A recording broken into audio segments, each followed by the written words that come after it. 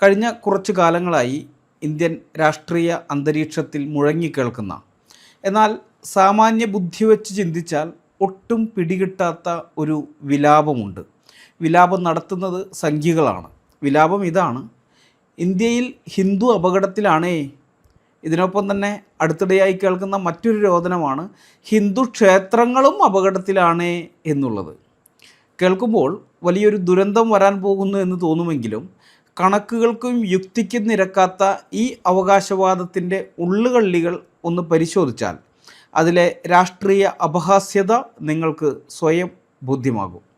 സംഘപരിവാർ നിർമ്മിച്ചെടുത്ത ഈ ഭയത്തിൻ്റെ വ്യാകരണം യഥാർത്ഥത്തിൽ ഹിന്ദുമതത്തെയും ഹിന്ദു വിശ്വാസങ്ങളെയും എത്രമാത്രം അപമാനിക്കുന്നതാണെന്ന് ഇന്നാട്ടിലെ ഓരോ ഹിന്ദുവും ചിന്തിക്കേണ്ടതുണ്ട്. ആദ്യം തന്നെ നമ്മുടെ നാട്ടിലെ കണക്കുകളൊന്ന് പരിശോധിക്കാം. ജനകീയ വിശ്വാസപ്രകാരം ഹിന്ദുമതത്തിൽ 33 കോടി, അതായത് 33 കോടി ദേവീദേവന്മാരുണ്ട്. ഇന്ത്യയിലെ ഹിന്ദുക്കളുടെ എണ്ണമാകട്ടെ ഏകദേശം 110 കോടിക്ക് മുകളിലാണ് വരുന്നത്. അപ്പോൾ ഇതൊന്ന് ഹരിച്ചു നോക്കിയാൽ കാര്യങ്ങൾ വ്യക്തമാകും. അതായത് ശരാശരി 3 ഹിന്ദുക്കൾക്ക് അല്ലെങ്കിൽ 3.5 ഹിന്ദുക്കൾക്ക് സുരക്ഷയൊരുക്കാൻ ഒരു ദൈവം ഡ്യൂട്ടിയിലുണ്ട്.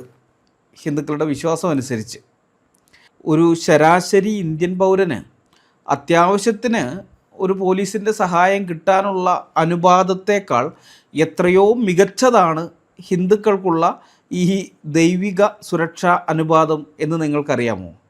നമ്മുടെ ദേശീയ ശരാശരി അനുസരിച്ച് 831 പേർക്ക് ഒരു പോലീസുകാരൻ എന്നുള്ളതാണ് കണക്ക്. 831 പേരെ നോക്കാൻ വേണ്ടിയിട്ട് ഒരു പോലീസുകാരൻ. ഇത് ദേശീയ ശരാശരിയാണ്. സംസ്ഥാനങ്ങളിലേക്ക് ചെല്ലുമ്പോൾ അതിലേറ്റക്കുറച്ചിലുകൾ ഉണ്ടാവും.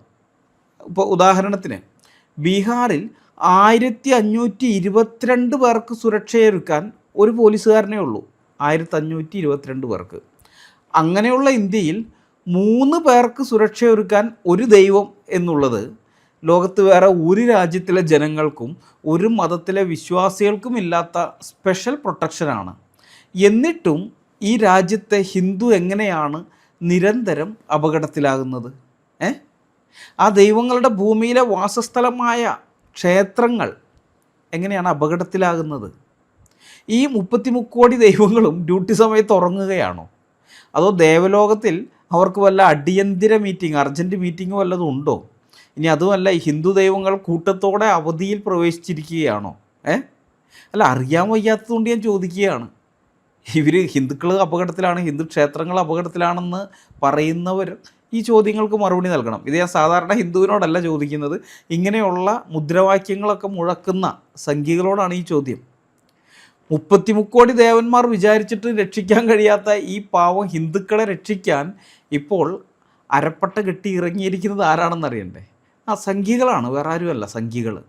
അവരാണിപ്പോൾ ഹിന്ദുമതത്തിൻ്റെയും ഹിന്ദുക്കളുടെയും രക്ഷകർ എന്ന് പറഞ്ഞ് വന്നിരിക്കുന്നത്. അതായത് ഹിന്ദുമതത്തിലെ സർവശക്തരായ ദൈവങ്ങൾക്ക് സാധിക്കാത്ത കാര്യം വള്ളിനിക്കറുമിട്ട് കുറുവടി കറക്കാൻ വേണ്ടി ശാഖയിൽ പോകുന്ന കുറച്ച് മനുഷ്യർ ചേർന്ന് പരിഹരിക്കുമെന്നാണ് ഇവർ പറയുന്നത്. ദൈവങ്ങൾ മനുഷ്യരെ രക്ഷിക്കുന്നതാണ് നാം ഹിന്ദു പുരാണങ്ങളിൽ വായിച്ചിട്ടുള്ളത്. എന്നാൽ ഇവിടെ ശാഖയിൽ പോയി കുറുവടി കറക്കുന്ന സംഖ്യകൾ ഹിന്ദു ദൈവങ്ങളെയും ഹിന്ദു മതത്തെയും രക്ഷിക്കാൻ കോൺട്രാക്റ്റ് എടുത്തിരിക്കുകയാണ്.